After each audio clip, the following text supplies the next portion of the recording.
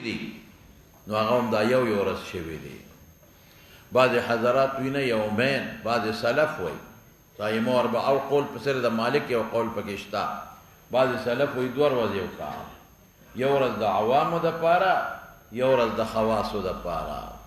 او امام مالک صاحب وی نه یو حدیث پکې براشي په ترمذی کې چې اور ورځې وکا، اور ورځ پورې ته ولیمه کول شي. اور ورځې سمانا اور ورځې دا چې خلک تقسیم که څوک یو ورځ څوک بله ورځ څوک بله ورځ څوک بله ورځ، یا تقسیم په اعتبار د خواص او د عوامو کا، یا تقسیم په اعتبار د علما او د غیر علماو کا، یا تقسیم په اعتبار د رشتہ دارانو او د پردو کا. خو خیر هغه وی اور ورځو پورې ولیمه کولی شي، د وس خبره ده. بیا بله دا ده چې د ولیمې حکم څه دی. نو بعض سلف ورته واجب وی، نوم یې پکې نشته، خو بعض سلف او ائمه او اربعو په نسبت باندې مسنون ده، سنت مؤکده ده چې وسې رسي. بیا بله خبره پکې دا ده چې ولیمه کې به څه کوې، ستا د وس مطابق خبره ده. چې مالدارې نو رسول الله مبارک حضرت جابر ته فرمایلی چې اولم ولو بشاته، عبدالرحمن ابن عوف ته اولم ولو بشاته. نو چې مالدارې نو کم از کم یو ګډ یا یو چیلې او د یې نه زیات هم کولی شي. رسول الله مبارک یو 2 لپې ستوان هم کړي دي په یو بیبي باندې، 2 لپې ستوان. او رسول الله مبارک ته حضرت زینب اوس براشي حیث را لېږلې ام سلیم، هغه حیث یې ولیمه کړې. او د حضرت صفیې هغه په لاره باندې درستخانونه وغوړل او مختصره ولیمه کړې ده. نو او بل دا چې بعضې وخت کې یو سړی 2 ښځې وکړي یا 3 ښځې وکړي، یا د یو زوی دپاره ولیمه ورکوي، وي هغه له چې مې څونه ورکړو دی بل له به هم دونه کوم. دا په شریعت کې نشته. د یو بیبي ولیمه زیاته وه، د بلې بیبي ولیمه کمه وه. دارنګې یو زوی له واده کې ولیمه زیاته شوه، د بلې کمه شوه، دې کې څه جبر نشته. بس دا پکې ضروري خبرې وی مې درته ذکر کړې. وقال عبدالرحمن ابن عوف قال لي النبي صلی الله علیه وسلم اولم ولو بشاة، چونکې دې مالدارو نو ځکه یې ورته کم از کم لو دپاره تقلیل راځي. دا بل حدیث دی. انس وی انه کان ابن 10 سنین، د 10 کالو مقدم په زمانه د قدوم د رسول الله مبارک مدینه منوره ته. وکان امهاتی زما میندو به ما سره مواظبه کوله، یعنی همیشه به راته په خدمت د نبی هم ترغیب راکوم. مواظبه یواظبو ترغیب مواظبت ته پیغمبر د خدمت. نو 10 کاله د حضور پاک خدمت وکړو، د وفات وخت کې د 60 کالو. او امهاتی سمانا مور د ام سلیم او د مور خورې ده، یوازې ام سلیم نه د مور خورې د خاله یا خویندې ده، د مور خویندې وغیره. نو فخدمت 10 سنین وتوفي النبي صلی الله علیه وسلم ابن 20 سنه وكنت اعلم د خلقونه. دا تمهیدی ولې کېښود، دا دې دپاره چې د رسول الله مبارک د حجاب د نږدې ما ته هر څه معلوم دي په شان د حجاب، یعنی نزول د حجاب حین انزل. هغه حجاب چې هغه د مخ او د لاسونو پرده مخکې نه وه، د سټ او د مرۍ دا لازمه شوه. اول ما انزل په مبتنا، یعنی مصدر میمی دی په واده د نبی علیہ السلام د زینب بنت جحش سره. اصبح النبي صلی الله علیه وسلم بهذا زینب سره عروسا، عروسه د واده زلمی ته وایي. ودعا القوم ور اصبح بها عروسا، د شپې نکاح شوې ده، د شپې واده شوی دی او سحر یې ولیمه ورکړې ده. فدعا القوم فاصابوا من الطعام ثم خرجوا وبقي رهط منهم عند النبي صلی الله علیه وسلم فاطوال والمكسى فقام النبي صلی الله علیه وسلم فخرج وخرجت معه لكي يخرجوا. دې دپاره پاسه چې دا خلک وځي. فمشى النبي صلی الله علیه وسلم مشیته حتى جاء راغب در شل د حجرې د عایشې ته، ثم ظن انهم خرجوا، بیبیانو وکړل. حدیث تېر شوی دی ښه. فرجع ورجعتهم حتى اذا دخل على زينب فيداهم جلوس قوم ناس لم يقوموا، فرجع النبي صلى الله عليه وسلم ورجعتهم معه حتى اذا بلغت بیا حجرې د عایشې ته وځي، ګمان وکړي انهم قد خرجوا، او دا دی وی ما ورته ووی. فرجع ورجعتهم فاذاهم قد خرجوا فضرب النبي صلى الله عليه وسلم بيني وبينه بالستر وانزل الحجاب. یاد لري شو کنه. نو بس مناسبت د باب دغه دی چې په د سحرې ولیمه کړې ده، د شپې وادو شو او سحرې ولیمه کړې ده. لږ تکړه شه. او الولیمة حق ترجمة الباب، حق نه وجوب بعض حضرات معلوموي. دا خو د امام بخاري قول دی، دا خو د امام بخاري حق معنا ثابتتون، بس حق معنا چې څنګه په فرض او په واجبو کېږي. نو د امام بخاري خپله رحم د سنتیت ته ورانه لږ تکړه شه. سبق ته سات دی چې لږ زیات ووایي. ولا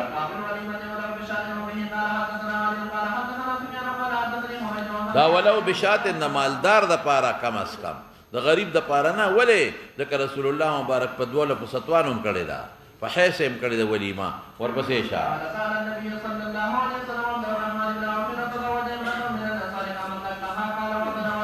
دې کې مې تفصیل پرون ویلې دی. شابه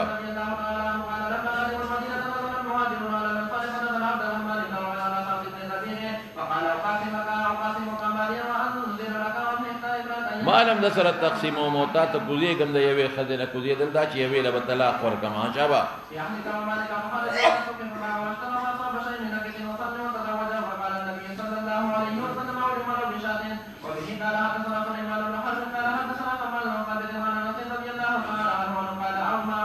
ما اولما ولیمه ذکر نبی علیہ السلام په یو شی د بیبیانو ما اغه ولیمه لومبه ما اولما کې نافیه د دویم موصوله ده چې ولیمه په ځانب کړی دا په ځانب اولما بشاتن په نور کما کړی دا. شابه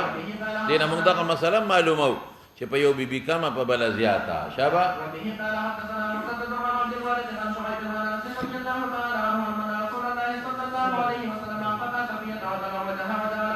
تفصيل ما ويلي وأولم عليها بحيث الواوا. ها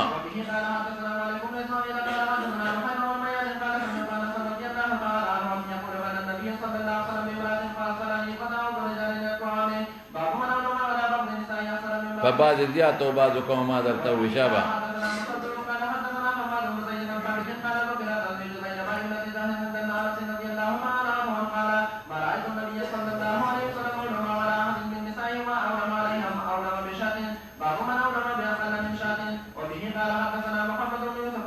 ګوره دې کې اشارت کوي چې اولم ولو مشاتن د تحدید د پاره نه دی.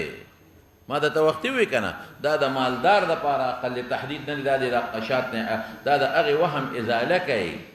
چې ادغین تحدید معلومیږي چې ار سړی کې غریب د کمالدار د شات پکې کم بنه کوي. وی تحدید نه من اولم باقل من شاتن. شابه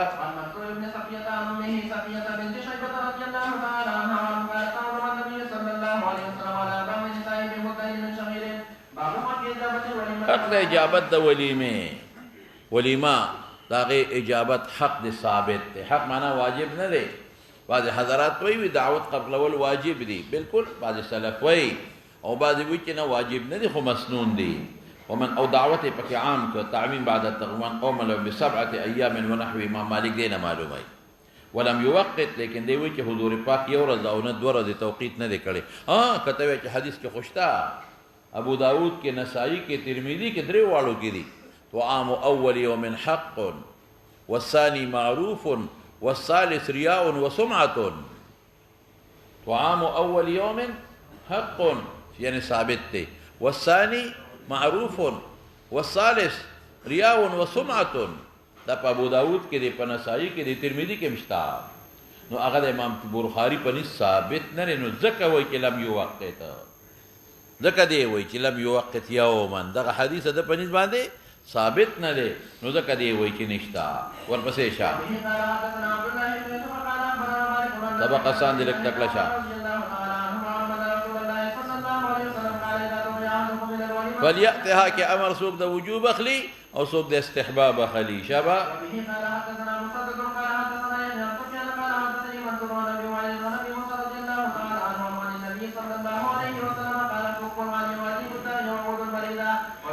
عجیب الداعی دے مناسبت شجی.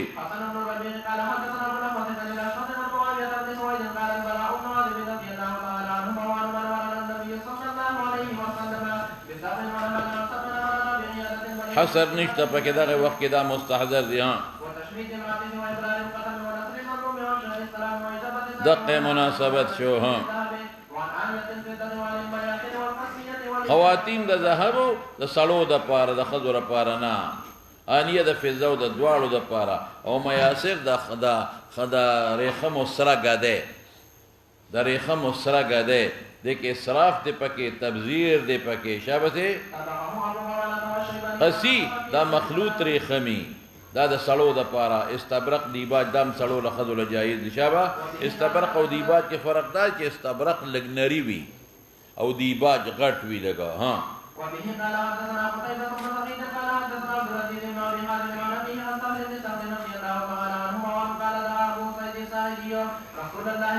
صلی اللہ علیہ وسلم فی عرسه عرسه وعدته وی عرس دا د من په زیارتونو میله کېږي خلک هغې ته عرس وی. ورپسې چې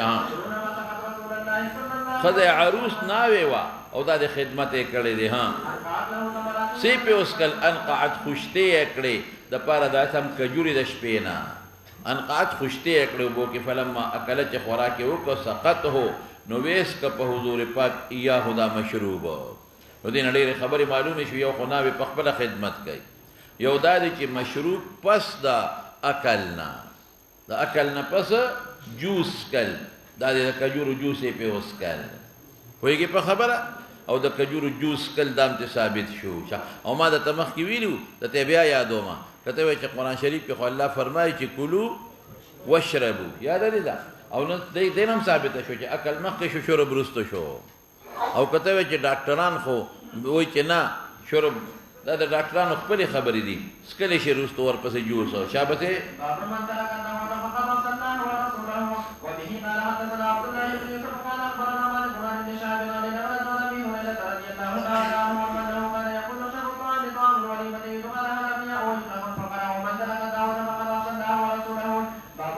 من ترك الدعوة فقد عصى الله ورسوله شر الطعام طعام د ولیمې د کم چې مالدار بللی کېږي او فقرا پرېږدي هلکه ضرورتمند خو فقرا دي دا ریا او سمعت کوي شر ورته ځکه وشو چې دا څه کوي ریا او سمعت کوي او یا دا الله رضا مقصود دی چې د مالدار نن وبلم سبب مام بلی غریب ته ګوره کار ته نو دا ریا او سمعت شو دا الله رضا پکې مفقوده شوه محتاج خو فقیران دي ومن ترک الدعوة فقد عصى الله ورسوله دینه معلومیږي چې وجوب د دعوت دی راجح قولم دقه دی چې وجوب د دعوت دی لږ تکړه شه مولانا صاحب او عذر به مستثنا کوخه علما لیکي په کومه ډوډۍ باندې هدايه لیکلي دي چې کومه ډوډۍ باندې لګیا دی او سرود والی کېږي د ولیمې په وخت کې د ولیمې په وخت کې مزه لیلا دغه ګناه د فسق او فجور دی پکې او که د شپې نه چا پکې دکړو دوبړ کړي دغه د ولیمې په وخت کې نه د شپې نه نو یې خیر دی ډوډۍ په نه حرامېږي خو خوړلی شي خو خواص ته بیا نه ځي چې هغه له زجر شي علما او که عوام ځي نو خیر دی تاسو پوهېږئ په خبره نو بعضې اعذار که تا ته پته چې دا مکمل حرام دي نو بیا مه ځه ورله دا ته مستثنا دي شابتې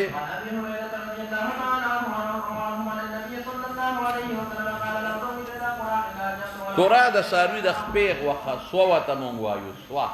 د څاروي د خپې غوښه معمولي غوندې نو دا هم قبلومه نو د ولیمه که چا د دې نه ښه شی ته وغوښته معلومېږي چې معمولي څیز ترې څوک غواړي هم ورده شابه او غیر د عرس نه لکه ما راته هغه ټول تفصیل مخکې ویلی دی که ستاسو یادي چې د ولیمې هغې ته دا وایي او فلان یاد دي که نه د مخکې د شابه سي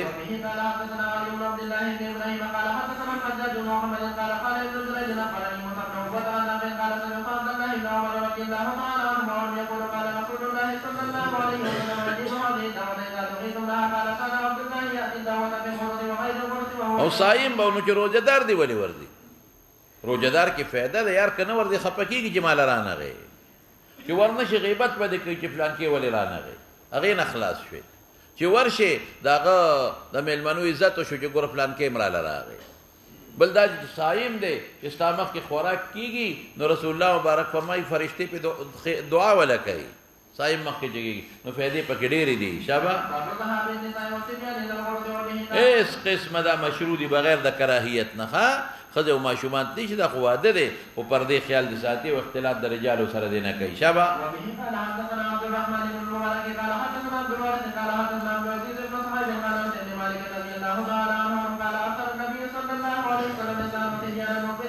د واده نه را روانو فقام ممتنن نو حضور پاک مبارک ودرېد ممتنن څه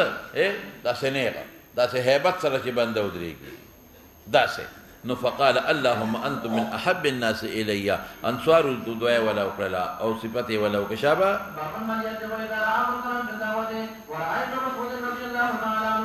سورة د ذی روح تصویرو نو فرجع ماشاء الله د ذی روح تصویر واپس شو او نن سبا خلق لګیا دي تصویرونه وباسي بولیانو له مباسي او شیخانو له مباسي ودعا ابن عمر ابو ایوب فرآ فی البیت سترا علی الجدار یو پرده وه پرده وه د اسراف غټه قیمتي فقال ابن غلبنا غلبه کړې ده په موږ باندې په دې ښځو دا د ښځو د لاسم کړی دي ښځې غالبې دي فقال من هغه څوک او ته څه وایي یریږم په هغه په تا خو نه یریږم تا باندې ښځه ولې غالبه ده والله لا اطعم لكم طعاما فرجعا یعنی دا د اسراف شی په کې ولید واپس شوته دې نه څه معلومیږي چې که بعضې اعذارو د وجې نه که ته ولیمې ته شرکت ونه کړې نو کولی شي تصویرونه دي او اسرافونه نن سبا ورشه خلک قمقمې دي او چراغان دي څونه اسرافونه کوي خلک څونه تبذیرات کوي هغه ځای کې هم قالینونه اچوي چې خلک سپلیک دي هم د قالین ډک دي څومره اسراف شو په دې خبرو قیمتي قیمتي کرسۍ راوړي او قیمتي قیمتي صوفې راوړي او قیمتي قیمتي لوښي راوړي ډوډۍ خو یې لا پرېږده نن سبا ټول تبذیرات دي د الله رضا پکې ملحوظه نه ده په دروازه یې سړی ودرولي فقیر غریب نه پرېږدي ماشومان نه پرېږدي او چې کومې روجې ده د پس خورده شي او پاتې شي هغه فقیرانو ماشومانو ته اچوي ټول اسرافونه او تبذیرات دي نن سبا زه اوس ورپسې شه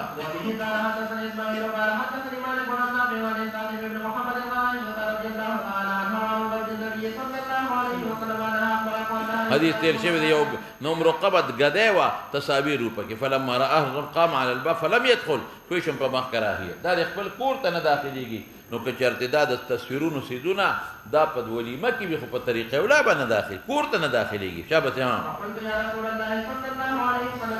هغې ته پته نه وه ها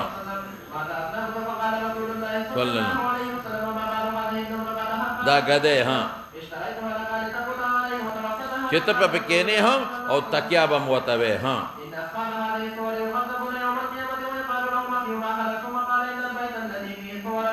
بس څومره لفظ راغلی دی دا پکې نشته چې دا به په کیمره جوړ شوي وي او دا به په ګوتو جوړ شوي وي دا زمونږ د کیمرو ده خو تصویر اطلاق پې نه کېږي په لغت کې پې د صورت اطلاق کېږي په عرف کې پې د صورت او تصویر اطلاق کېږي پوه نه شئ په خبره همقه شی دی چې کوم په ګوتو جوړی همقه شی دی خو دا په کیمره باندې ووت نه ناوي دا خو په کیمره کې محفوظ دی او دا خو وړې وړې نقطې دي هلکه چې وی غواړې په سکرین راځي که نه راځي او چې وی غواړې نو په کاغذ راوځي که نه راوځي نو معالن نه شو معالن تصویر نه شو او دا خلک چې وباسي څه وباسي چې دا به د نقطو په شکل کې پروتي نه چې دا به زه کله په سکرین ځان ته راوړم محفوظ به یې را سره او کله به یې زه بار میدان ته راوباسم په کاغذ او په کپړه به یې کوم پوهېږې په خبره که نه دا څومره چې نن سبا په دې دا ځای په دې تصویرونه زمونږ هم خلکو لګولي د دنیا تصویرونه زمونږ هم لګېدلي دي ځای په دې ستنو کې او په دغه کې دا خو په کیمرو ایستلي شوي دي او د هغې نه دې ته منتقل شوي دي د دې څه ضرورت دی د غټو غټو علماو د غټو غټو شیخانو د غټو غټو فقهاو د ټولو تصویرونه نن سبا یو فتنه ده مولانا صاحب ځکه خو امت نه د خدای رحم لرې دی او مبتلا پکې زیات تر عوامو ته نشي ویلي چې دا مو باسه وایي تاسو چې وباسئ شی دونه عام شوي دی دا فتنه چې اوس انکار یې نشي کولی که ته زبرها ووایې دی خلکو ته زارها بار بار ووایې چې دا ګورې ګناه ده ګوته کې وباسئ تاسو چې لګېدلي تاسو مولیان چې په جلسو کې وباسئ تاسو مشران چې وباسئ څه کې وسره د یو فتنه شروع شوې ده او د دې وبال به په هغه مولیانو باندې چې لومبې هغوی په دې کې تساهل کړی دی د دې وبال به په هغې مولیانو چې لومبې دي له جواز فتوې ورکړي اگر چې اوس هغوی انکار کوي ما یې اوس هم انکار فایده نه ورکوي تاسو هغه وخت سره ولې جواز فتوې ورکولې دې نه تاسو نه وی خبر زه مخکې د مولانا صاحب غرض د امام بخاري معلوم کا چې ښځه په خپله خدمت کوي بې نفس ښځه په خپله خدمت کوي اله شابه شابه سي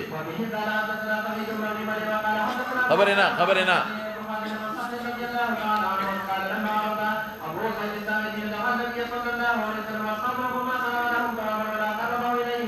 او ښځې دا ارسو کړله ام اسید ها لمدې کړې کجوري فی طور من حجارت د کاڼي د کاسه د کاڼي کې د شپې نه فلما فرغنا من الطعام اما سطحو راوی غورځوه هو دا مشروب هو د بیر مشروب تراجے کا له حضور پاک تفسقت ہو تحفتا بذالک تحفظ ته وای خوشاله ول په دې پیغمبر مبارک خوشاله و ورپسې اشاره بس نقیع د کجورو شربت جوس چې سکر نه پیدا کوي په واده کې غیر د واده کې شابه سه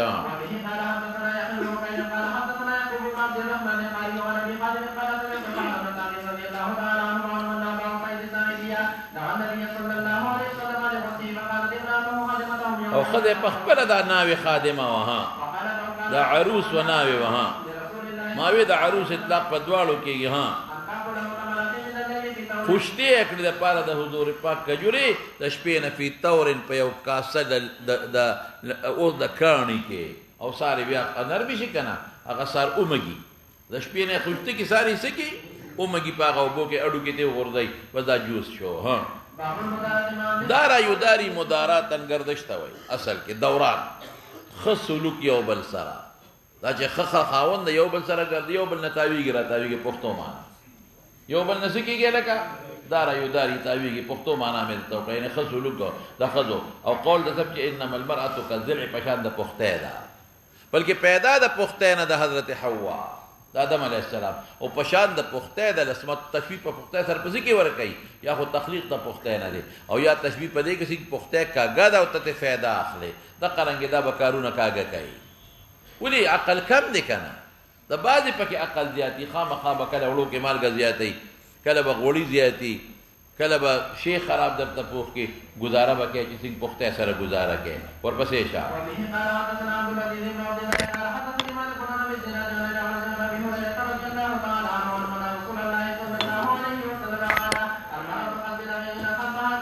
کته وی چې نه نیغومه دا کوګواله ته وباسم نو کسرتا پخته چې نیغه ما نیغولې شي سبا کېږي لکه ماتېږي نو خدا که نیغه طلاق ورکړي نیغېږي نه وین استمتعت بها استمتعت بها وفيها عوج نو څه مطلب مخکې درته وایي چې ګورې ښځې نه به غلطۍ کوي ګزاره به ورسره کوي شابه وسات د ښځو په حق کې ښه سلوک وصیت ښه سلوک یعنی پیغمبر مبارک وصیت کړی دی په حق د ښځو کې د خیر وصیت یې کړی دی شابه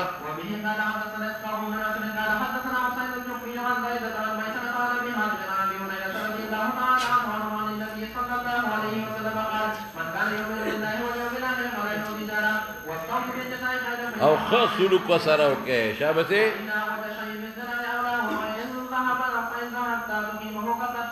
فإنهن خلقن من ضلع د پختې نه انهن څه کته وی دا خو د پختې نه نه دی پیدا څنګه رسول الله مبارک فرمایي نه د دې مشره اصل نیا د پختې نه پیدا ده نو هغه اثر پکې دی ځکه نسبت ټولو ته وکړو شابه او اعلی پختې نه پیدا ده دا ټولو کې اعلی اوچته پختې کاږه ده که ته شروع کې تقیمه چې نیغې نو کسرته وین ترکته لم یدل اعوجا فاستوصوا بالنساء خیرا شابه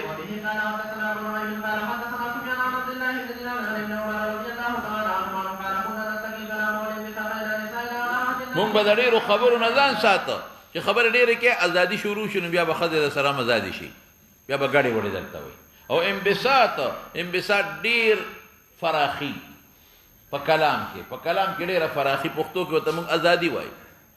دا به هم نه کوو ښځو سره چې څومره ورسره خبرې ډېرې کې ور څومره انبساط کې انبساط څه بس خوروالی هر وخت ورته مخ خور او خندا کې در باندې راخیږي ګورې بیا به درته ګډې وړې وي خو ناپویه ده په زمانه د نظام کې او دا ولې هیبتا ان ينزل فينا شيء اصل قرآن نازل نه چې پلان کې د ښځې سم غلام دی پلان کې ښځې سره ټول ورځ خندا خوندي کوي پلان کې خو د ښځې نه تاویږي فلما توفي النبي صلی الله علیه وسلم تکلمنا وانبسطنا چې وفات شو د هغې نه پس هم د انبساطونه کړي دي نو ښځو سره ډېر زیات ازادي چې ورته پښتو کې انبساط څه معنا مې وکړه ازادي او ډېرې زیاتې خبرې مه کوه ضرورت خبرې کوه بیا به درله جوابونه درکوي بیا در باندې رالګي ګورې ګزاره ورسره کوه بس په طریقه ورسره خپل ژوند تېروه ورپسې شه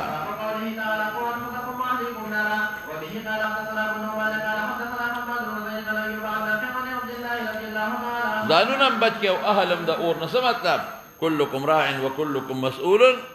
د ښځې او د بچو د داسې تربیت وکړه داسې لار ورته وښایه چې نیکي پکي وي چې د دوزخ نه بچ شي ها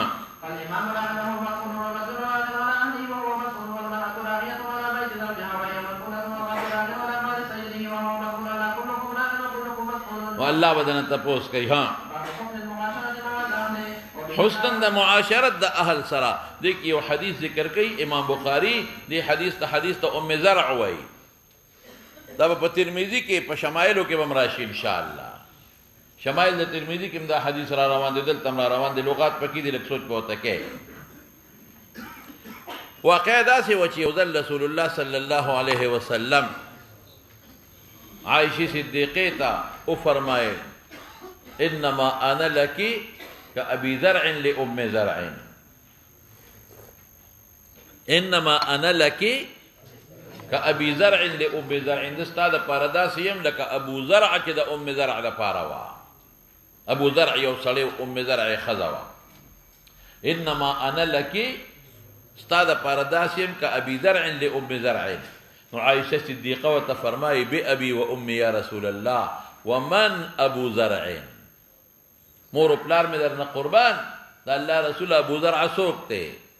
بأبي وأمي یا رسول الله افدی، بأبي مور و پلار درنه قربانوم، من ابو زرع، ابو زرع څوک دی؟ نو رسول الله صلی الله علیه وسلم ورته دا حدیث وویل. نو بیا پکې نورې خبرې درته کوم لږ مخکې ځو. سلیمان ابن عبدالرحمن ما ته پرېږده، علی ابن حجر دواړه وایي. عیسی ابن یونس استاد دی، د هغه استاد هشام ابن عروه دی، د هغه استاد عبدالله ابن عروه دی. هغه نقل کوي د عروه نه، نقل کوي د عایشې صدیقې نه.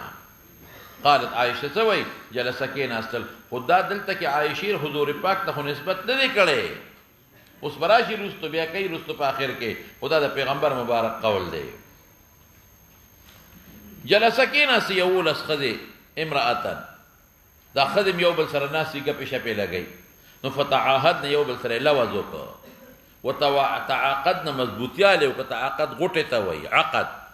عقد هم غوټه څه وایي؟ چې پړي دوه یو ځای کې غوټه کې مضبوط شي که نه. نو دا عقد هم د دوه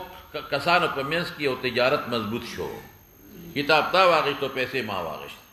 نو تعاقد نه غوټه وکړله. څه مطلب؟ خبره کلکه کړه، مضبوطه یې کړه. الله یکتمنه چې نه به پټوي من اخبار ازواجهن، د حالاتو د خاوندانو خپلو نه. اخبار جمع د خبر، د حالات ته مراد دي. شیئا سم، چې د خپل خاوند حالت به نه پټو د یو بل نه. هره یوه ښځه به د خپل خاوند حالت بیانوي. بیا عهد وکړه، عقد یې وکړه، لا یکتمنه چې نه به پټوي من اخبار د حالاتو د خاوندانو خپلو نه شیئا یو شی. نو قالت الاولی، لومبۍ وې خبره ما خاوند خو واورئ. او محاشي د نوم لیکلی بیدر بنت ابي محزومه نوم دی. ښه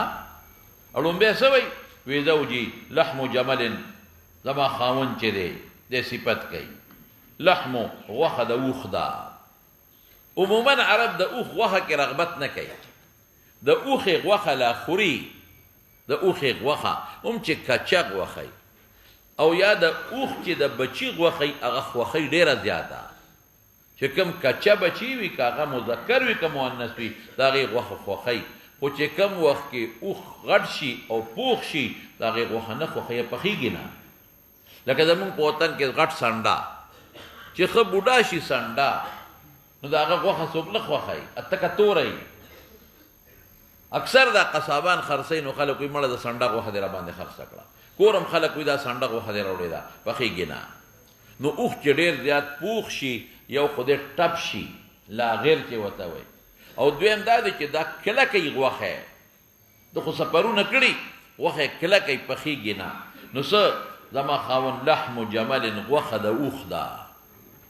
څه مطلب؟ د اوښ غوښه کې رغبت څوک نه کوي، د دم څوک رغبت دته نه کوي. مرغوب عنه نه دی، مرغوب عنه دی، مرغوب الیه نه دی. مرغوب الیه نه دی، مرغوب عنه دی. زه ورسره ګزاره کوم چې بله ښځه به ورکوي، هېڅوک به هم پکې رغبت ونه کړي، د چا هم نه دی خوښ. او غسن یا غسن دا دواړه ویلی شي. که غسین شي د جمل صفت دی، که غسون شي د لحم صفت دی. دا غوښه غسن ټپه ده، لاغره. یو خو د افغانیانو ټپ ته دوی خو زخمیانو ته ټپیان وایي. نه نه، ټپ نه مراد هزال څه کمه خلو، لاغره چې موږ پښتانه ورته موږ پاکستانیان ټپ معنا چې وازګه پکې نی، غوړ پکې نی او بیکاره. نو یا غسن د لحمون صفت یا جمل، دا غوښه لاغره ده، ټپه ده. او یا جمل لاغر دی علی رأس جبل، او دا غوښه په کوم ځای پرته ده؟ په سر د غر ده، د غر په سر ده. او غر ته لاره څنګه ده؟ دا غر لا سهل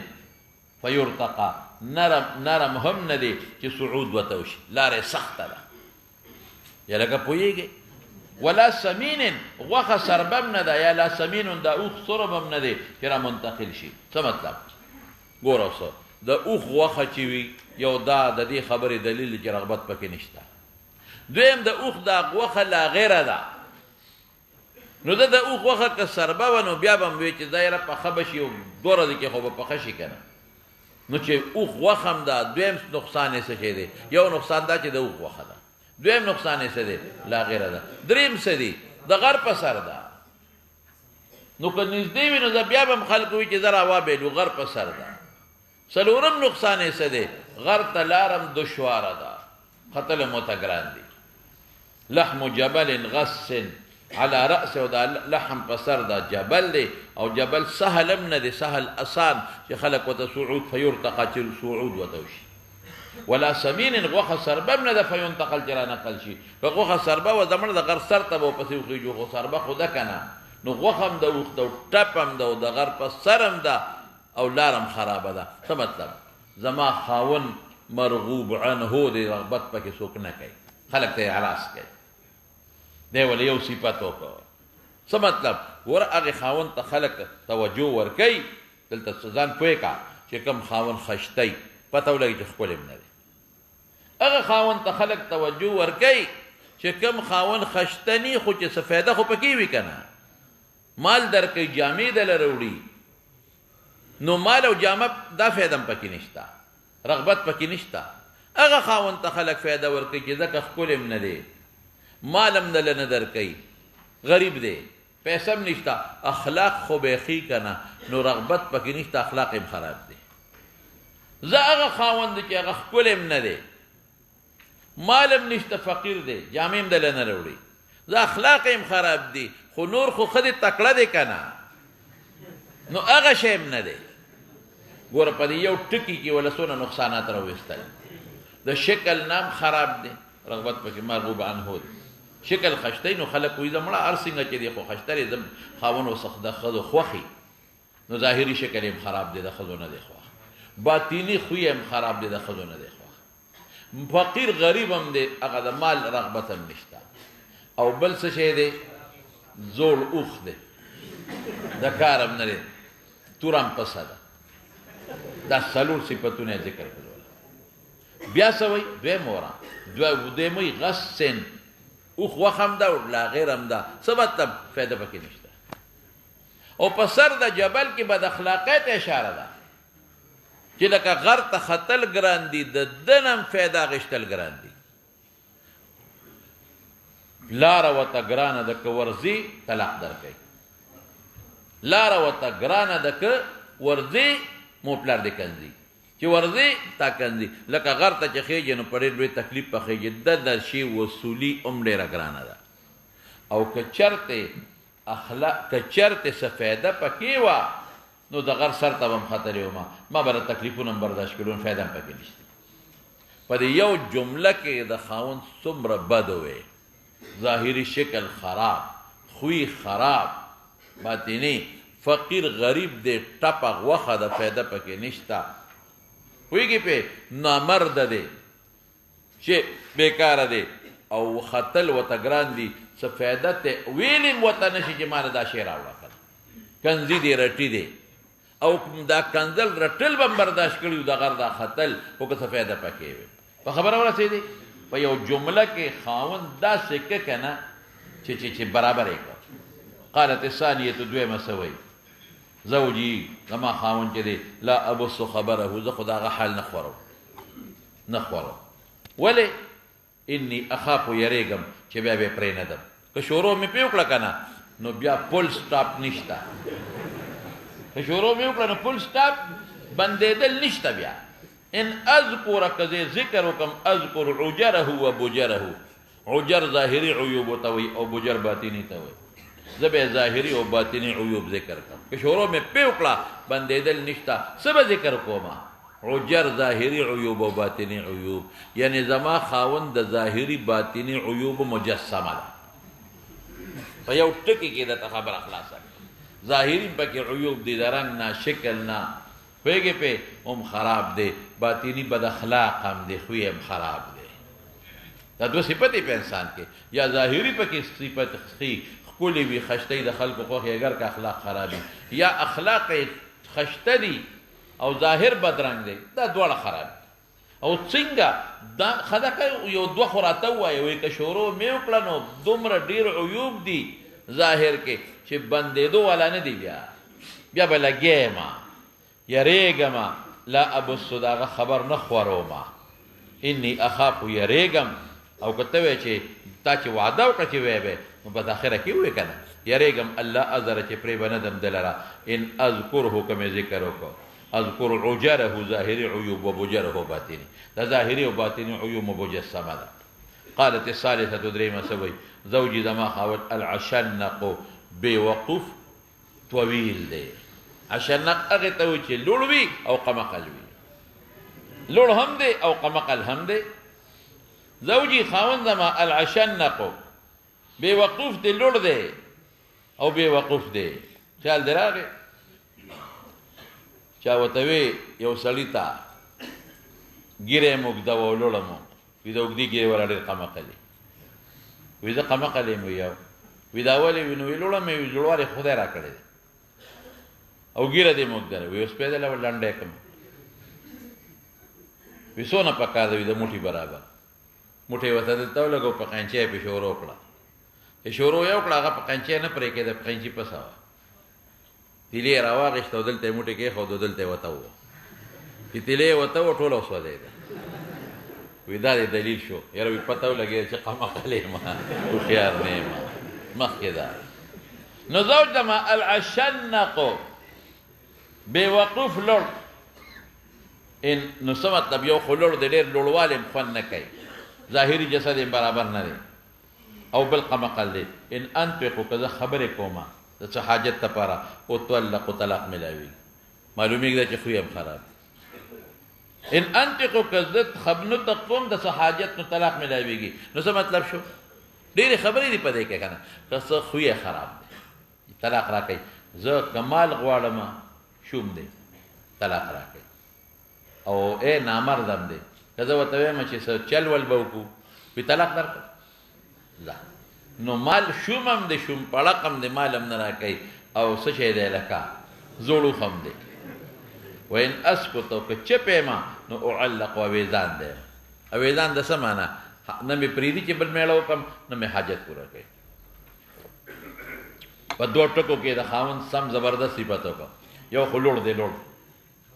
اندرم پایا او دویم بې وقوف دی قمقل دی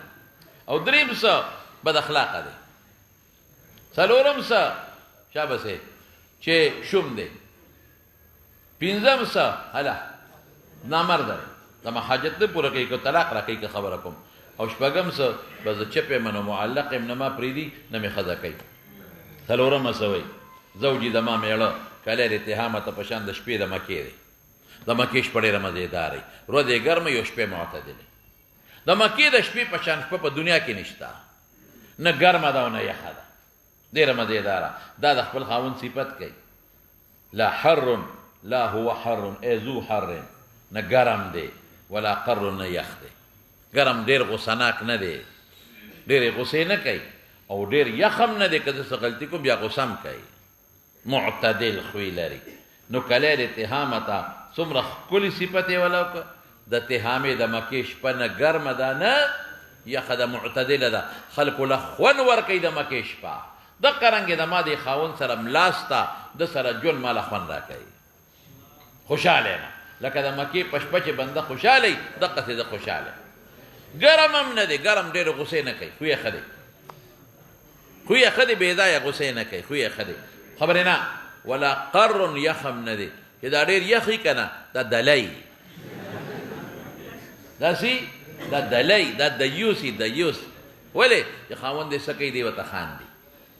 نه که زه څه غلطي کوم غوسه بیا کوي یخ باچا نه دی یخ باچا خو چې ته څه ښه دی سړو سره خبرې کوي او که هر چا سره خبرې کوي دی ورته خاندي دا خو دله دی دا خو بېغیرته دی نو ډېر ګرم هم نه دی خو یې ښه دی بېځایه غوسې نه کوي او ډېر یخ هم نه دی که څه غلطي کوم بیا پکې غوسه شته معتدل بهترین خوی ولا مخافته یره ترې نشته یره ترې نه کوم زه ترې نه یېرېږم چې څه غواړم را کوي یعنې خوی یې ښه دی دا مطلب شو هېڅ یره ترې نشته که زه ترې څه غواړم مال غواړم بل شی بل شی بل شی بل شی مال یې را کوي ښکلې ژوند ورسره تېرومه ولا سآمته زما ستومانتیا پې نشته زه پې ستومانه نه یم زه پې خو خوشحاله یم مطلب دا چې زما زامن د ښو اوصافو مجسمه ده پنځمه څه وایي زوجي زما خاون ان دخله چې کور ته داخل شي فهیده نو پړانګ شي او چې بارودي اساده نو زمری شي پړانګ صفت پیژنې پړانګ هغه ته وایي چې بهادر خوده او پړانګ خوب ډیر زیات کوي د پړانګ صفت دا چې دې ټولو په ځنګل کې ودی چې کله د ښکار ضرورت شي نو پاسي چې اوږي شي اوږي او چې کله دې موړي بدې به ودی نو زما خاون چې کور ته راغی فهیده نو پړانګ په شان بدخویه خوده ودی ټولو بړستن په دانه چولي ودی بېغمه ما یعنی فهد په شان دې بدخویه دی فهد کې ظالمیت دی نو ظالم دی فهد بیا دې ته نه ګوري چې کم ځای ولا خرم هغه سړی وجني نو چې دا دیم نه ګوري چې په کم ځای وهلم خدا دا چې بس ودي بغم اخلاص ما او چې بارودي نو اسیدا بیا زمری شي بیا ویخي نو د خدای شان دې دانه چې ګني دغه رضا سو ته ویل کېږي بیمار دی کور دې کېږي نامرد دې سپیره بچي چې کور ترانه نه وځي بس پکټ کې پروت دی بیا دې خوب نه شم پاسولې کدی پاسوم په ما چک لګي کدی پاسوم ما ته نقصان رسي کدی پاسوم ما وਹੀ ډبای مې او چې بارودي بیا ټیک ټاک بیا تور وسره بیا خوب نه وردی ولا يسأل عما عهدا او سوال نه کوي د هغه څه عهدا چې ما سره کور کې څه وصیت کړي دا کار وکړه دا کار وکړه کما نه می کړي هغه تاسو ته کوي ظاهري خدا خاون صفت ته چې دن فهد دی فهدم زوروري بار اسد دی او دریم دا چې اخلاقی خدي لا يسأل عما عهدا چې ما ته څه وصیت کړي او مانی پورا کړي نو مانه تاسو هم نه کوي لیکن په حقیقت کې ګورې مضبوط درز ولا ورکو چې کور اودی بیا او فهد خو ظالمي پرده کې واله او ظلم یې سره وکاو او بهر بیا زمری په شانتي جګړ مار دی بهر امراله جګړې ګوري او لا يسأل عما عهدا د کور ز په زور اوره ما په کور کې در نبی ادم ما کټرتم نشي ګوري خوب کې ود پروتي قال الصادش بغه سوي زوجي دما خاون چې د اخون دی دې ته پکې په قسمت جنازو ولا مولا رسیدلې دې ته په قسمت جنازو ولا مولا رسیدلې ان اکلا چې دې خوراک کې لفران غختل کوي ارسخري لف یلف لفن ران غختل کاسه تمام دی شکری تمام دی ارسخري او الا بس کوي چې راون غختلو کې درستخان ټول تش کی وین شریبا او چې سکل کوي نو اشتف د سیل مسکل کوي اشتف دا معنا چې لوخه تشي دا سه اکول دی وایي په خبره څه دی اکول خوراکی دی بس سم د خوراک د سری رشتو سټکو ترشل دی پېښې په خبره ارسران غاړي او چوبس کی د سیل مسکله کستازو په شان خون وین استجعوا چې کله کور کې سملی نو التف پزان صادر راواچي مال ډېر خېجولې هغه د جما دی بیا ان استجع چې سملی نو التف صادر پزان راوړی لفیلف او مغباب دی ځان لسملی ولا یجد الكف او کف نه داخلي دما بسترې ته چې خد استام ساجد شته کنه لا یولج الكف کف نه داخلي دما بستر ته ليعلم البسط چې دما غم معلوم کی چې خد استاسه غم شته کنه چې دلې پورا کم دلې لر کم څه مطلب شو یو خدا چې خوراکي دی خوراک ډیر زیات کوي اخون او بم ډیر سکی ارسب تشي خېټا دی چاټا دی اکول کې وته وي خبر نه او چې سملی نو نامر درې بل زما لا یجل کف لیا زما دا بس غم ته وي ها بس وحزنی الی الله زما دا غمون نه ځان نه خبره بے پروا دی وما سوي زوجي زما خاون چې دی غیایا اقا بے وقوف توي او گمراه توي غیایا بے وقوف ته او د شریعت نم گمراه دی او عیایا شک تراوینه دی عیایا نامرده توي عیایا چاته وي نامرده پیژنې د کار نه تور پسا غیایا بے وقوف دی او گمراه دی او عیایا نامرده دی وباقا قمقل دی کل داء له داء هر مرض د مرض دی د دنیا چې څومره مرضونه دي ټول پکې پراته دي چې څومره د دنیا مرضونه دي کنه سر نه پو پورې ټول مرض دی د مرضونو مجسمه ده یشج شج کې یشج ولا مقدر کا یا د سر کې زخم پیدا کوي سره دا غي دومره حرامي دي یشج شج کې شجه د سر زخم ته وایي مفعول مطلق د فعل مقدر دی او یفل فل کې فل هغې ته وایي چې د چاکو یا د چاړې د مخ ور واوړي یا د زخم ته مراد دی او جماع کلا لکې یا ټول در کې جمع کوي سر کې د زخم پیدا کوي په نور وجود کې نو یو بې وقوف دی هغه عیایا او ګمراه دی فاسق دی او یا عیایا نامرد دی او طبقه ورسره بیا ولګوه بې وقوف دی کل داین بس ناجوړه ناجوړی د سر نه پورې د بیمارو ډک دی او غصناک دومره دی یشج شجه کې سر کې د زخم پیدا کوي یفل فل کې په نور وجود کې زخم پیدا کوي او جمع کلا لکې سر وجود د ټول زخمې کوي غصناک دی بد اخلاق دی بد خوی دی اتمه سوی زوجي دما خاون چې دی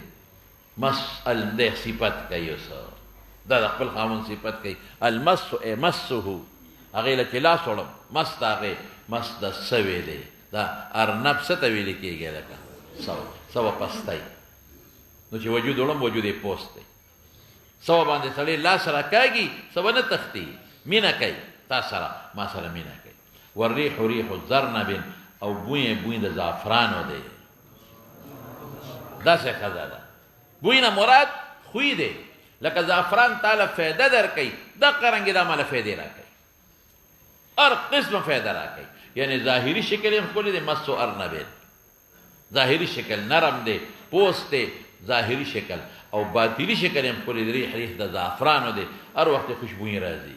خوشبویه نه مراد ظاهري خوشبویي هم ده چې وجود صفا ساتي نسوار نه اچوي خولې نه هم بوی نه ځي څښه سګرټ او چیلم هم نه کوي پوه شئ په خبره او ظاهري بوی هم دی او باطني بوی هم دی نهمه سوی دا هم صفت کوي زوجي دما خاون رفیع العماد اوږدې تنې والا دی عماد ستن ته وایي ستنې اوږده ده ستن اوږده کنایه د چا نه ده د اوچت بلډینګ نه ده غټ کورې دی اوچت غټ بالخانه یا رفیع العماد د ستن نه د وجود مراد دی خو لیکن یو هغه چې هغه وجود اوږدي هغه ته رفیع العماد نه وایي دا چې هغه خشته قامت والی دا کم یو دی مراد دی خشته قامت والا رفیع العماد طویل النجاد اوږدې تیکي والا دی نو چې تیکي اوږدي نو توره اوږدی چې توره اوږدی نو سړی اوږد دی لیکن دوه قسمه اوږد یو خو هغه چې مخکې تیر شو خراب اوږد دا چې داسې اوږدي چې دا قامت یې خوند ورکوي داسې لوړي چې هغه لوړوالی یې حسني هغه دپاره دا لفظ استعمالیږي حسین اوږد دی خشته اوږد دی ډېر د حد نه وتې نه رفیع العماد اوږدې ستنې والا دی بلډنګ یې اوچت دی یا اوږدې ستنې قامت یې اوږد دی خو لیکن دا په ښه صفت کې راځي او اوږد تیکي والا دی عظیم الرماد غټو شګو والا دی د شګو ډېرې د ایرو ډېرې ډېر دی ایرې د چا ډېرې وي چې پخلی ډېر کوي پخلی څوک ډېر کوي چې سخي وي قریب البیت من الناد او کور مجلس ته نږدې دی ناد مجلس ته وایي مجلس ته د چا کور نږدې وي چې د میلمنو خدمت څوک کوي مشورې ورسره خلک ډېر کوي نو د قوم مشر دی مشورې ورسره کوي مجلس ته کور نږدې دله خلک خواله راځي دې چاله نه دي د کور سره مشوره نږدې ده دله خلک راځي نو صاحب د مشورو دی او بیا دا دی چې ټوله ډوډۍ ورکوي ښه صفت یې وکړو قالت العاشرة لسمه سوی زوجي دما خاون مالک مالک ته نوم یې واخیسته وما مالک خیر من ذلک ټولو نه غوره دی ټولو نه له ابل اوښانې دي کثیرات المبارک ډېرو مبارک والا مبرک د اوښ د سملیستو ځای ته وایي ما درته مخکې وایي چې بروک الجمل د اوښ ملاستې ته وایي یاد دی نو مبارک ډېر دي نو په یو مبرک کې به څونه اوښانې مبارک جمع ده کثیر المبارک قلیلات المصارح لګو مصارح والا دي مصارح مسرع څه ته وایي د سرن ځای ته وایي د سرن ځای نه لږ دي څه مطلب په کور کې دننه ولګیا راوړي بارې نه سره نه پېښی پې یو خو هغه خلک دي چې اوښان سار وباسي او بارې سري او ماښام اټپي یو دی چې په کور یې ساتي او ګیا وله راوړي دا سار به وي قلیلات المصارح مصارح لږ دي د سرن ځای نه کور کې پې ګیا خوري وإذا سمعنا چې ووري د اوښان صوت د مظهر د باجې آواز ووري باجه کوم ځای کې غږېږي چې د چا د زوی سنتي د چا کویدنې د چا سي وادی چې دا ووري نو ایقن لدي اوښانو یقین راشي انهن هوالک یو ته موږ مرو ولې خلکو له اوښان ورکوي چې په کلي کې د چا وادي اوښ ورکړي ځان لالال کا چې په کوم ځای کې د باجې اوادي خوشحالي وي نو هغه د چا په اوښانو خوشحالي کوي وایه د دی ولا اوښان ورکوي نو اذا چې څنګه اوښان اواز د باجې واوري نو د اوښانو یقین راشي چې انهن هوالکو چې اوس به موږ مرو ولې ځکه واده جوړ دی او اوس به خلک راځي او موږ به ورته زموږ د مالک ورکوي چې دا لال کوي دونه سخي دی قالت الحادية عشرة يولسمة سوي زوجي أبو زرع لما خاون أبو زرع ده فما أبو زرع دام دخاون صفت كي اناسا حرکت کوي من حلی د کالونه غوږونه دما یعنی څه دومره کالی وي چې دما غوږ لقي بعضې وخت کې راکوټې کالي وي هغې سره غوږ نه لقي او بعضې وخت کې چې ډېر کالي وي که نه غوږ کې غوږ ورسره حرکت کوي اناسا حرکت کوي د کالونه غوږونه دما غوږونه مې د کالو ډک دي وملأ من شحم عدودیه او ډک دي د وازګونه مټې دما مټې مې د وازګونه ډکې دي څه مطلب ښه ډېر خوراک دی او ښه خوراک وبجحني دې خوشحاله کړی نو داسې ظاهرداري را سره نه کوي بجحت الی نفسي زړه مې خوشحاله دی ظاهري خوشحالي نه بلکې څه زړه مې خوشحاله دی وجدني اومونته دی ابو زرع مال فی اهل غنیمة په اهل د ګډو چیلو والا کې او تصغیر دی لږ غریب کور کې وموندلم اهل د غنیم تصغیر د چا دی د غنم یعنی غریب کور کې د ګډو چیلو لږو ګډو چیلو والا کې ولیدم ګډ بنو کور کې چې لږ وي بشق په بد حال نو دې کب غوا بوتلم فجعلني في اهل سهيل نو دې په اهل د سهيل کې وګرځولم څه مطلب دې د سهيل والا دی سهيل پیژنې د اسا واسطه وي اسونه دی وکړه اتیت د اوښانو اواسطه وي دایس د غواو میخو د خپو اواسطه وي کم خواه بوتلما د اسونو اوښانو د غوایانو کور ته بوتلم غریب کور کې ومنتم یعنی د غریب کور نه واده شوی او خاون مې ښه مالدار فجعلني ای نقلني دې نقل کړما په اهل د سهیل کې سهیل د چا واسطه وي وایه که نه یعنی اهل د ذات سهیل ذات مقدر کا ذات اتیت ذات دایس اتیت اتا یئت د اوښانو اوازونو ته وي او دایس ته غواو میخو ته ومنقن دا منقی دو معنی لري یو د ګډو چیلو او د چرګانو وادونو ته وي او منقی بل منقی معنا د چرګانو او سمې وي د ګډو چیلو اوازونه او منقی غلبیلونه کو چې غنم او جوار او وربش او ممیز او دا چاڼو لیکيږي پکې داسې کورته بوتم فعنده نو څه مطلب زه غریب کور کې وم مالدار ته بوتم فعنده پنځ د ابو زرع اقول ز خبرکم فلا اقبح ما ته قبح نسبت نه کی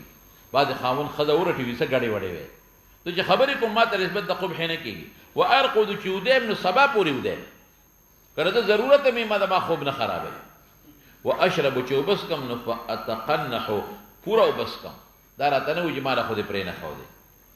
نو خاون مې دونه خسړې دي خو یې خلې مالدارم دي ام ابي زرع خواخ یادی دا ابو زرع مور خواخ یادی فما ام ابي زرع رکومها رداح د پيو لوخي غټ رکوم د پيو لوخي ته وي کویږي ته ته وي د پيو لوخي رداح غټ دي نو چې د پيو لوخي غټي خو پیډيري کنه نو چې پیډيري نو د لنګي سارو ډيري کنه نو مالدار وبيتها کور دا غي فصاح فراخ دي نو خواخ مونږ ته محتاج نه ده خواخ میدان نه مالدار ده ځان له فراخه کور لري د خاوند کور ته محتاج نه ده ابن ابي زرع زوی یادی دا ابو زرع زوی وما ابن ابي زرع د عربو الکان نری خوخي واړه خوخي نری او خدای غټه خوخي دا د عربو رواج دی الکان نری خوخي غټه لکه نه خو سره غټه له خټولو دا کوي کار کولی شي او خزه چې غټي سربي مخکې ده خوږیږي په پینا فما ابن ابي زرع مزجعه زید املاست ده کمثل شتبه پشان د زید راخکلو د یو سانګې دی وړه سانګه چې یو ځای کې راکاږي نو دا ځای غټي کنه ورکوټي وي دا ګوډې کې نری وي کنه نو زید ملاست دا غدا سي دي په شان د زید راخلو د سانګي لکه څنګه چې یو ځای کې راکاږي مبالغه ده دومره نری ځای کې سملي نری دی وتشبعه مړی دلرا ذراع الجفرته خبرې نه کنه یا تاسو خبرې کوي مړوي دلرا ذراع د جفره د چيله بچی ته وي د چيله د بچی په ذراع مړیږي یعنی دونه نری وجود دی بنت ابي زرع لور د ابو زرع فما بنت ابي زرع طوع ابيها هي طوع د پلار تابعدار ده وطوع امها زمام تابعدار ده هغه یعنی بخ اخلاق لري ومن وکسایها او ډکواله صادر د مور دی د مور صادر په ډکیږي څه مطلب دی سربدا زما صادر پاغي پورا دی په ډکیږي نه څه سربدا وغیر جارته او غصه د گاونډي دا گاونډي وته غصي ولې غصي گاونډي وي چې زما لور څنګه بد اخلاق ده او اسونه خوش اخلاق ده نو گاونډي وسره حسد کوي عناد کوي غصي وته جاریه و بی زرع د ویني صفت کوي فما جاریه و بی زرع زمون ویندم ډیره خدا لا تبص حدیثنا تبسیسا نخوري خبري زمون په خورولو زمون رادونه نفاش کوي د کور حالات انبار نو بس ولا تنقص میرتنا او زمون خوراک نه کمی په کموالی غلارانه نه کوي نه کمی خوراک زمون تنقیسا په کمولو غلارانه نه کوي ولا تملا بيتنا تعشيشا ندکې کور زمون په خاصو خاشات کور له صفاسات لا تبص حديثنا نخوري خبر زمون تبسيسا په خورولو زمون رادونه نه پاش کې د کور خبره بار نه کوي او نه کمی میرتنا زمون خوراک په کمولو سره غلارانه نه کوي ولا تملا ندکې کور زمون تعشيشا په خاصو خاشات کور صفاسات یعنی څه خاون مم خده خواخم زویم لورم او وینځم قالت نو دا سوی دا ام زرعه وی اوت ابو زرعه دا کور اوت کم وخت کی وته والاوطاب تمخذ پېشر بلی شو اوطاب څه د پيو لوخي ته وي څه ته وي او تمخذ چې شربلی کیږي کوچته او باسي شربل پیژنه کنه کم وخت دا خده پېشر بي پېشمنی دا خده پاسي نو پېشر بي نو کوچته او باسي اوت ابو زرعه دا کور نه پدې حال کې د پيو لوخي تمخذ شربلی شو فلقينا ملاقيش دا ابو زرع امرأة يوخذ سر پلار يوخذ مخلا وللا معها دا خذ سر ولدان دو بچيو لها دا خذ اخذ سر دو بچيو کل فهدين دا پلانگانو پشانت پلانگ سکولی وی پلانگ خشتی دا پلانگانو پشانت سور سپینی تور او سپینی کرخی وی پکی یلعبان دی دوالو ما شومانو لوبه کولی من تحت خصرها دا مور دا تشی لانده برمانتين د دو انارو سره د مور د تشی لاندې د دو انارو سره لوبې کولې دو انار دغه صدین دي دو انار د مور صدین دي یعنی د مور صدین خوړل نو بس ابو ذر عراق طلق نمال طلاق را کو نه که هغه په نکاح وغشت زی پرې خو د مغه په نکاح وغشت هغه خوښ شو دغه صدین ولیدل اخذ ولیدل فنکحت بعده ما نکاح کا پس ابو زرعنا بل سړی سره عربو کې خدای رواجو سریان مالدار دی دا بل سړی داغه نه مالدار رکبا چې څنګه دې په نکاح واغښتم رکبا سور شو شریان په اعلى اسبان شریان اعلى استوي قیمتي واخذ خطيا او خطي خاصه نزدا منسوب بسوي خط قیمتي نزدا هغه واغښتا معلومیږي چې سړی مالدار دی اس اعلی نزا او خط بهادر دی واراح علی راول دی وکړ په ما د نعمتونو سریان ډیر بل نعمتونه را راول چې څه نعمتونو سریان ډیر واعطاني من كل رائحه د هر نوع نه مال دو راکړل رائحه څه ته ویل کیږي بوی ته وي مراد نه نوع ده د هر نوع رانه دو شیدونه راکړل او سوي وی کلی ام زرع خره وميري اهلك مور او پلار لمړه ظاهر کې هغه نه خو خطه کنه ظاهر کې هغه نه خو خطه سړی بهادرم دی سړی سره اسم شته سړی مالدارم دی سړی مال نعمتونه مرول د هر سید نه ډبل راول او یتمخرو مور نه مړه یلګه پیږي لیکن قالت ام زرع سوي لو جمعت كل شيء قدر جمعكم هر نعمت اعطانيه کې دې دویم خاون را کړی هر یو جمع کم او به نه رسېږي رکوټې لوښي د ابوزرع ته ابوزرع چې کوم رکوټې لوښي کې شی راکوه هغې ته نه رسي د هغه مینه او اخلاص ډېر زیات و یا لکه پوهېږې د هغه متعلق طلاقي خاوند صفت کوي که د جمع کم هر څیز اعطانیه ټول شیان چې د وروستني خاوند راکوه او به نه رسېږي رکوټې لوښي د ابوزرع ته رکوټې لوښي پېژنې که نه یعنې د هغه لږې مینې ته د هغه معمولي مینې ته به مو نه رسېږي نو قالت عائشة دا اوس هغه مرفوع شو قال رسول الله صلى الله عليه وسلم كنت لك ای عائشې زه ستا دپاره داسې یم لکه ابو زرع د ام زرع څنګه د ابو زرع اخلاص و د ام زرع سره دقسې دی نو غیر انی لا اطلقک دې کې نشته بل روایت کې شته كنت لك كأبي زرع لأم زرع غیر انی لا اطلقک هغه طلاق ورکړه زه به دې نه طلاق نو عائشة ورته څه وایي دلته نشته بل روایت کې دی بأبي أنت وأمي يا رسول الله أنت خير لي من أبي زرع ابو زرع څه شی دی ته خو د هغه لپاره بأبي أنت وأمي يا رسول الله أنت خير لي من أبي زرع نو به هر کیف د خاون او د ښځې یو بل سره ښه صفته چې دا د رسول الله مبارک فرمایي زه اوس ورپسې شه په خپله مونږ ته وایي وی خیرکم لأهله خیرکم وانا خيركم لاهلي شابه ها قال حدثنا هشام قال اخبرنا معمر عن الزهري عن عروه عن عائشه رضي الله تعالى عنها وعنهم كان الجيش يرغبون في خلافه او حبشانو بلوبې کولې په اختر کې په حربو خپل هغه وړو نیزکو باندې نو پرده وکړه ماته نبي علیه السلام او بابا ورته نظر کړ وما زلت انظر حتى كنت انا انصرف تر څو چې زه را واپس شوی نه یم حضور پاک راته هغې پورې ولاړ نو وي دما خو عمر کم و که نه نو چې عمر یې کمي لوبې خوښي که نه نو اندازه ولګوئ چې زه څومره ولاړم فقدرو اندازه ولګوئ قدر د هغې ګینې حدیثة سن چې له عمرې لهوې خوښئ چې زه به څونه ولاړ دومره راته رسول الله مبارک ولاړ تر څو چې زه نه واپس شوی نه واپس کېده نو جینکو لوبې هم خوښي عمر به هم کم و ما ته به څونه ولاړ دا د پیغمبر مبارک محبت او مینه او حسن معاشرت د بیبي سره زه بس په کوم مولانا صاحب بل کتاب دې راوړم